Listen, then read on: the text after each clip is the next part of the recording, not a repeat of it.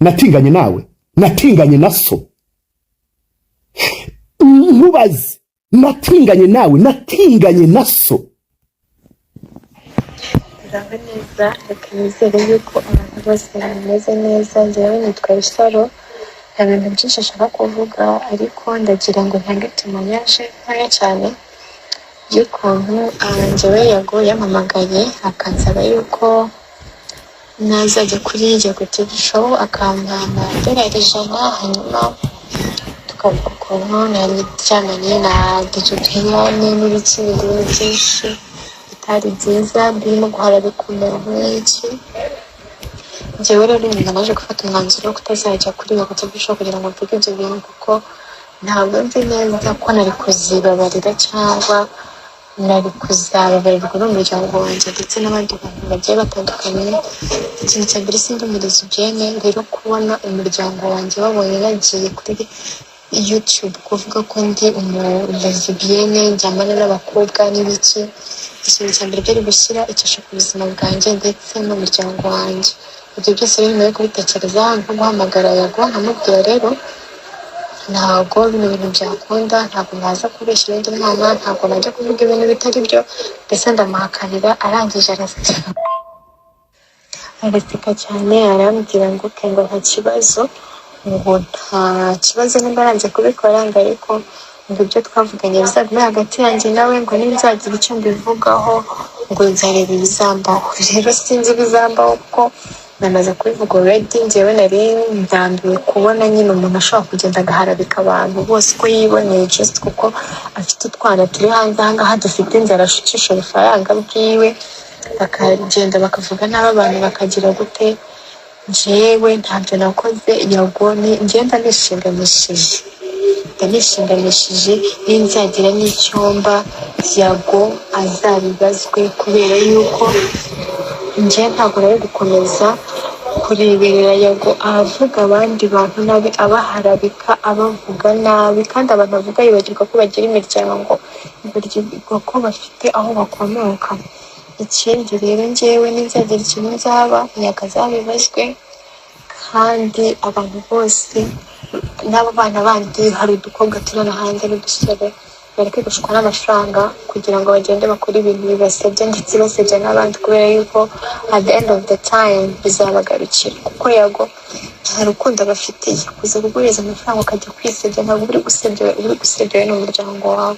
Iyo niyo nama nagira abana bari gushukwa na Yago, kandi bino bintu bikomeza, nakomeza gushuka abandi bana, nakomeza kugira gute, ntabwo bizarangirira ahangaha. Kandi ninzagira n'icyo nzanaba nazanye no guhamagara nta n'ubwoba, anabyumvireho nawe niyibeshya kujya kumpamagara ntera ubwoba, mbwira ngo uzibeshye kuvuga ko uzagira uti noneho ndabivuze tuzareba icyo uzankora. Aha hakaza umuhungu uheruka guhostingwa ejo bundi, ari kubeshya ngo aziranye na DJ Brian n'ibiki byose. Ejo bundi yarari gusaba imbabazi DJ Brian, you guys, avuga ati ibi ngibi ni umuntu ngo ushaka kumenyekana n'ibiki byose, mureke muze mu byumve. Ko ikiganiro ushaka kuba utacyakiriye neza, ariko ntabwo naringamije kuguse. Uyu si wawe ngo umunzahuke, wowe urabona warazahaye ngo urajya guteka amakoko n'amasake ngo yatekera umuntu we cyangwa kugusebya cyangwa kuvuga nabi. Ntabwo nakuvuga nabi, ndakubaha, ndakwemera, ndagufana. Ahahise harahise, ntabwo naringamije kugusenya cyangwa kuvuga nabi. Nari nakoze ikiganiro ngendeye ku batizo wawe, kandi wabonye ko nta bibi nakuvuzeho cyangwa bibi, sibyo ko nabyo mu byo twabanyemo mu buryo bwiza kandi twanatandukanye neza. So rero mbabarire ku bw'icyo kiganiro, ntabwo nenda kugira ahandi nkora ibindi biganiro kuvugaho. Wihangane kabisa, wihangane. Hari igihe amarangamutima arenga umuntu kumva ushaka gushimira umuntu bitewe n'uburyo mwabanye cyangwa se uburyo nabivuzemo. So rero mbabarire, gusa ikintu nakwisabira, wenda nakoze ikosa ryo kutabanza kubikubwira mbere, ngombe nabikubwira mbere. Ikintu nakwisabira, ndakwinginze Brian, ndakwinginze, mfasha. Ndabizi umaze kugira izina rikomeye, fasha kugira ngo wenda sinzagaruka no muri izi nkuru zikuvugaho n'iki mvuga stories za wamfashijeho kabyara we konzi kubisabye sabe Isimbi TV atanyuma ikiganiro kavuga ati uyu muhungu rero ikiganiro yagozeho uyu mugabo twahoze turi inshuti kandi ari n'inshuti ya Pastor Tongene wamufashirije ukamuha ikiganiro mugakorana iwawe tukamurimita kujya akora ibiganiro ahandi hantu akajya akora ikiganiro hano wawe fasha Brian ndabizi ko akanga ko mu kiganiro wabigiyemo wabimwumvishije kandi Brian ukuri uri umwana mwiza tu uri umwana mwiza ndahora ngushimira uri umwana mwiza fasha rero kabisa ku buryo wansabira ikiganiro basi kwasabye ngiye nkorerayo no kwizi story hanyuma ntabwo nzongera kuvuga ku nkuru zanjye nawe rwose kandi ubisabye sabe ntabwo yakanga ko mu kiganiro wabimusabye kuko ndakeka nawe amaze kumenya ko ndi uwabo mu nzahuke ndakwinginze mfasha ukagire ikiganiro sabaga hosting iyi Marie ni dafaro uzabushize ku buzima bwanjye ndakeka ndamutse ngize amahirwe yo gukora ikiganiro kwasabye niyo nagenda nivugira amateka y'ubuzima bwanjye no guhamya bwanjye gusa birahagije wamfashijeho kabyara we kuraba unyubakiye ubuzima bwa none n'ejo hazaza nabizi ibi bintu nanjye ndabikunda ndakubibamo ariko sinshaka gukomeza kubibamo gutya gusa fasha ungeze kuri uriya mugabo uzaba unyubakiye ubuzima bwiza bwanjye uzamfashira ikintu gikomeye uzabutumye ngera ku nzozi zanjye zaho nashakaga kugera binkorere Brian kandi mbabare kubw'ikiganiro nakoze wenda nashyemo montage kuvuga ko nazaga iwawe nawe ukazi wanjye ariko kuba inshuti yo twabaye inshuti so mbabare rero mfashe iki kintu rwose umuze n'uriya mugabo sibyo Shaburi yanjye ikiganiro nakoze ntabwo nageze nkuvuga nabi sinagusebeje ahubwo abo tipe yaramamagaye uwo mutipe bamwita Ivan ntabwo nzi ko ari kodinga amfata amajwi arangije amfata ayo majwi nari amafoto baba ariyo bakoresha mu kiganiro cyabo uriya mutipe bita Posi kuko twagiye tugongana mu nkuru zo kwa pasiteri ibintu yavugaga nkaza nkamunyomoza ewana tugira na bifu za danje none rero yabonye ari amafoto ahita abona ugwaho uwo muti kuko yarazi ko twajyanaga amakimbirane abamuhaye nayo majwi so niyo mpamvu rero tu kungi sinayengamije kugusebya sinayengamije kugusenya nta kibura bizinda kwemera kandi ndakuba sibyo ko umutipe nyine we yafashe ayo mafoto yarangiza umutipe akamamagara ntazi ko ari kuri kodinga amajwi yanjye ari kundi kodinga ayo majwi yanjye Shapo yane bose bakihanganya ukambabarira ibyo bintu kabireka koko ko ntarengamije kugusenya ni ubona ikiganiro nakoze imbere nakoranye n'ura mutipe bita Pionika sibyo ntabwo nakuvagaga nabi so rero ura mutipe niba kuri Brian ndakwinginze mbabarira kuko sinarengamije kugusebya cyangwa kugusenya sibyo ura mutipe nimba yaramamagaye kuri telefone tukaganira nzi ko ndi kuvugana n'umuntu kuri telefone w'inshuti yanjye bisanzwe yarangiza akandikodinga agafata ibyo ari kodinze akabikoresha mu kiganiro ko kurumva ari njye wakuvuze nabi cyangwa gusebya no si ikiganiro nakoze nakohereje wabonye hari aho muvuga nabi basi ibi ntibizongera mbabarira ubyirengagize wibyegereza umutima ndabiza bari kukwandikira ni benshi babikubazaho ariko wicecekera ubyihore nanjye nta kindi kintu nzongera kubivugaho kandi nizeye ko mbabarira kandi ku mbabazi zawe birabimaye isomo nta muntu nzongera kuvugaho ndetse ibi bintu ndahita mbihagarika mbe mbiparitse mbivemo tu by'imbuga nkoranyambaga reka nizere ko mbabariye ko ngiye kwisubiraho kabisa murebe mwumve iki gicucu cyakoze ikiganiro uri kumva araza avuga yuko ari kumusebya n'ibiki byose kandi yaramugiriye neza arongera tena aragaruka akora ikindi kiganiro aha muri kubyumva mwagiye mutanga amakuru ashingiye ku bimenyetso ibyo bintu byabatwara iki noneho mwumve ikintu yishakiraga ni ugushaka ngo kugira gute ngo kumenyekana iki aha yari yakoze ikiganiro bwa mbere ejo bundi bwa kabiri araza ngo ni ukugira ngo agire gute amenyekane mu by'ukuri kumenyekana ntabwo tubyanze nta n'ubyanze menyekana pe ni byiza ariko ubu waje ukicara ukavuga umuntu kubihari umuntu iyo ari imihanda kwaba ari imihanda ko hasebe waserutse mu byukuri mwebwe mutekerereza mu mano n'ubundi hasebe waserutse turi kumvikana nimba uzi ko waje mu mihanda vayo ariko uraje uzanye ibintu byamvahe nanjye ejo uraje uridramatije ngo ntago nzongera ngo kugira gutya ngo ahangaha ngo narare none ko wasubiriye umva ahangaha harakora iki aha harakora iki iki si ikiganiro yakoze cya mbere yaba atarakora ikindi akagaruka ahubwo kubera iki namwe mwibaza umuntu kubera iki ari kwa sister ngo bamujyane ngo gukora ikiganiro kwa Sabe mu byukuri ngo munzahuke twihuse cyane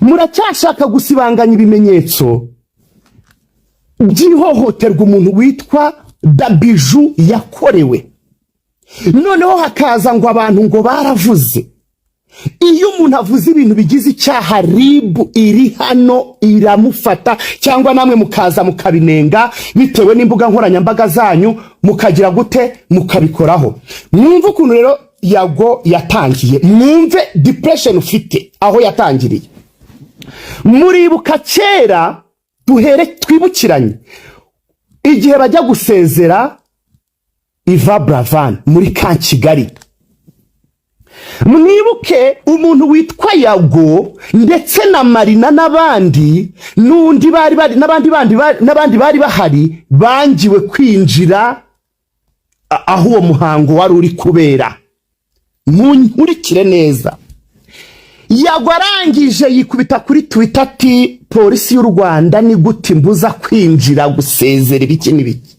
barangije bati murabyibuka ko twari turi muri covid bati hari gahunda hari umubare si wowe wenyine uri aho hanze kandi n'abari aho ngaho baragira gute baragufasha yarakinjiye nyuma bidateye kabiri yaraje aricara asesengura avuga yuko amatariki yatangajwe yapfiriyeho atariyo famiye yatanze atariyo murabyibuka mwese ukuntu mwabinenze arangije icyo kiganiro aragisiba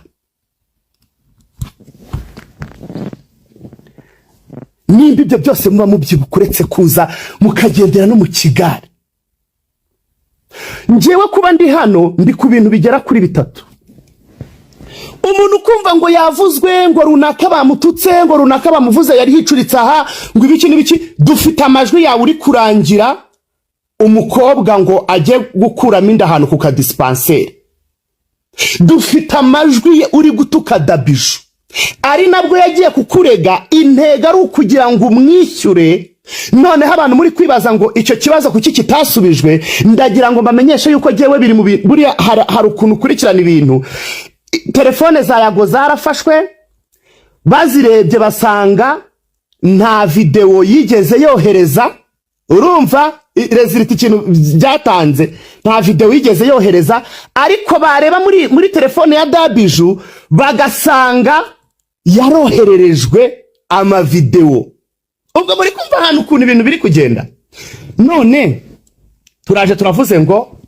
ibyacana si rimwe si kabiri wiriza nimba iyo cana uwayitwaye yaragaragaye yaranaje avuga impamvu yatumye ayitwara muraza mwijundika abantu muraza mwikorera abantu ibyo nta kibazo gihari murangije mushyiraho ikintu cyitwa nk'abakomisiyoneri ngo baze bavuge ibiki n'ibiki byanjyahe na mvahe reka duhere kuri iki ngiki mu Rwanda dufite igihugu kigendera ku mategeko nta vangura iryo ari ryo ryose akarere isura indeshyo idini n'igitsina buri muntu afite uburenganzira bwe mu Rwanda bwo gukoresha igitsina cy'uko abyumva n'uko abishaka nta uguhagaze hejuru nta n'induru n'iki iyo mwicara ngo abatinganyi namwe ngo yego ngo baragapfa baragashira oya shushu abashushu hoya rwose nta muntu wo gupfa hano muri kino gihugu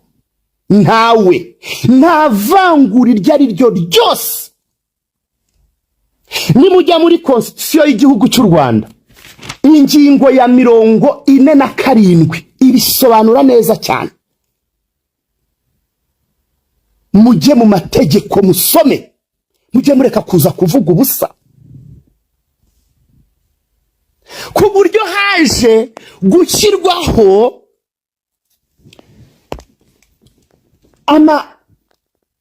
abantu ngo baze bashinja abantu, nitugaruka tubwizanyije ukuri. Uyu mwana w'umuhungu nagiye kumva nkabona mu bitangazamakuru hano muri iyi mihanda, niko uyu mwana w'umuhungu waje azanye amafoto ya Brian, muri shuwa neza ko babanaga cyangwa n'abantu bahuriye ahantu runaka. Hanyuma rero nanababwira ikintu cyo kwifotozanya n'abantu, mw'abantu mwe b'abasitari, kugenda bamubonye mwese baza bifotoza. Icyo nababwira cyo mubihagarike, kuko dore nibyo bitangiye kuza. Umuntu akaza ngo mwarabanye nta naho aruku we. Noneho muze mwumve amagambo uriya muhungu we ubwe yivugiye ari gusaba imbabazi DJ Brian. Kubera iki? Nta hantu na hamwe baziranye uretse guhura. Ntabwo ari umuntu babanye n'ibiki byose, nta nubwo yigeze ari inshuti ye. Iyo aba n'inshuti ye muba mwaranamubonye mu bihe bitandukanye. Ariko kubera umuntu araje ngo twifotoze, we mugabanye n'utwo dufoto mwifotoza. Ejo n'ejo bundi tutazabakoraho, mu kanya ndaje mbakinira amajwi. Ejo bundi baricaye ngo abantu ngo ni inyangarwanda, tuvugisha ukuri guca mu ziko ntigushye. Tuvugisha ukuri guca mu ziko ntigushye. Dekati nimugenda ko mwamukurikiranye kuva kera, yahereye ryari kera na ryari asapotinga umuziki wa hano mu Rwanda, agapostinga buri muhanzi wese umugannye. None intero none inyiturano muri kumuha ngo ni inyangarwanda kweri, mukicara mukita umuntu inyangarwanda. Ariko kumwigiza abantu bakunda igihugu cyane, iki gihugu gituwe na miliyoni zingahe? Ubwo umuntu aricara kumva ko ari ukunda igihugu cyane, we nta soni. Ntago yasapotinze abahanzi hano, ntago mubizi. Niryari yigeze akora ibiganiro cyangwa se akora na live ari gusebya u Rwanda? Umuntu nimugirana ibibazo umuntu mukaba mwazirana, ese ubu nkubaza, umuntu niyicara kanyanga cyangwa azinduka nanze umuntu, bivuze yuko nanze igihugu? You guys, narangiza ngo abantu ngo urwo rwango ngo ubu nubyuka wanyanze nzavuga ngo wanga igihugu. Mu by'ukuri none se wavukiye kunkunda? Oya, ntabwo wavukiye kunkunda rwose. None se nkubaze, gupostinga gahunda za leta bisobanuye gukunda igihugu? Mana nyagasani, gupostinga gahunda none se buri muntu ashobora gupostinga bitewe nuko yiyumva? Ubu twese tuzajye tubyuka twapostinze ibintu bimwe? Ntabwo bishoboka. Dufite imbuga nkoranyambaga, nibyo dufite ku mitima biratandukanye cyane, biratandukanye. Hanyuma tujye kuri Godfather. Godfather watutswe ku buryo ni Godfather ko amaspace akorwa. Ese bivuze nimba umuntu utaziranye nawe, bisobanuye yuko igihugu cyose kitamuzi? Godfather agahostinga n'umuvunyi mukuru, agahostinga abayobozi bakomeye. Ni gute umuntu yahindukira akajya kuba inyangarwanda? Koko mu by'ukuri tujye tubwizanya ukuri. Murangije ngo sinzi nimba avuka mu Bigogwe, murangije ngo muravuga ngo yagati ngo ni umugogwe, ngo abagogwe si abanyarwanda. Mwabantu agace kitwa mu Bigogwe kari hano mu Rwanda ntagaba gatuye ari abanyarwanda. Niko abasirikare bacunga umutekano w'igihugu barinda na bamwe mu bayobozi b'igihugu. Bamwe na bamwe iyo hagiye kujya abantu mu gisirikare ntago mu gihugu cyose haturuka urubyiruko rwinshi ntago ruturuka mu Bigogwe. Mwarangiza ngo abagogwe ntago ari abanyarwanda, mwarangiza ngo yego ngo big energy ngo abo bantu ngo ntago ngo bemewe, you guys ngo wani shitani ngo abo kuko ngo ntago mubazi. Niko mutangiye kuvangura uturere. Ariko bamwe baratukana hano muri iyi mihanda. Jean Paul yaratukanye, ariko narababajije mwazanzaniye igitutsi mukakizana mukanabizana hano mukagenda mukabitangira ikirego. Ibitutsi natukanye nkagenda nkabifesingana nabyo. None umuntu akicara ngo abagogwe ngo kwanza si muri abanyarwanda. Alors umutekano dufite hano mu gihugu, nujya no kureba abantu barara ku mihanda bacunze umutekano, bamwe baturuka hariya mu Bigogwe. Nta gace kagize igihugu cy'u Rwanda nk'uko wakumva mu Bugesera, muri Mutara, Rwamagana n'ahandi. None mutangiye no kuvangura uturere, kandi mu Rwanda nta vangura iryo ari ryo ryose ryemewe hano mu Rwanda. Iryo ari ryo ryose mukaza mukabitagatifuza ngo yego. Mwarangiza ngo habayeho gusaba imbabazi. Iyo usabye imbabazi n'ikiganiro wakoze ntugisiba, niki kiriho.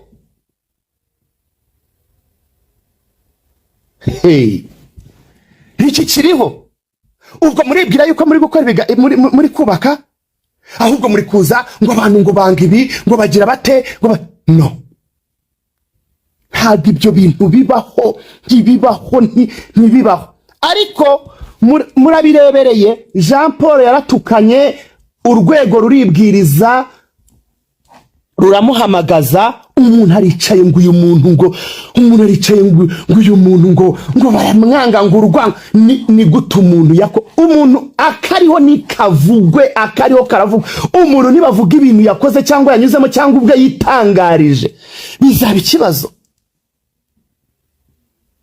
ikibazo, bizaba intambara. Bimwe biri ahubwo turashaka kumenya ubutabera butangwa gute. Ribu iyo mugiye kugenza icyaha mugendera kuki? Jean Paul yaratukanye, muramuhamagaza. Umuntu aricaye avugiye umuntu ko azamumerera nabi, azashyira amafoto yiwe hanze, anabifite akanatangira kubipostinga no kubishyira hanze. Hano mu Rwanda hari abantu bakwiriye gukora ibyaha bakabibazwa, abandi bakabikora bagatagatifuzwa.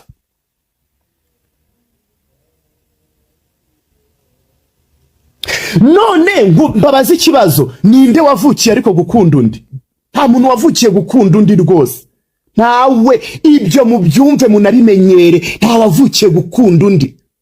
Nta n'uburenganzira n'ubu na bumwe buguhereza n'amategeko ntagakwemerera ko ntagagutegeka kunkunda, kuko urukundo ni inema ya Nyagasani n'umutima umuntu yifitiye. Nta hantu mu mategeko handitseho ngo kunda ngo nkunda gutese. Ntago bibaho. Wavukiye kunkunda? Wavukiye kunkunda?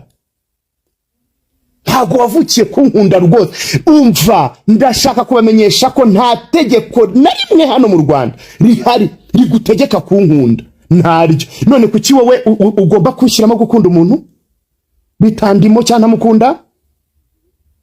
Nze nirize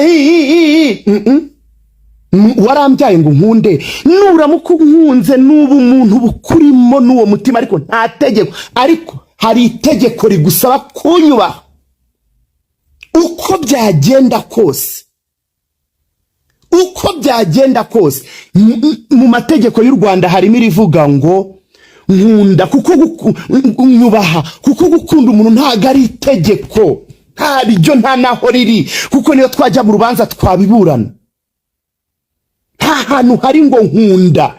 never. Naho mu mategeko harimo ngo ubaha. Ntabwo nshobora kugenda ngo mvuge ngo nyakubahwa muyobozi, nyakubahwa mugenzacyaha, uyu muntu nje kumurega yuko atankunda. Oya. Ntaho byanditse. Ntaho. Umuntu nakora ibidega muri iyi mihanda nzicara hano mwanike muvuge mvuga ibyabaye n'ibyavuze. Ibyo byo ntimubitindeho rwose.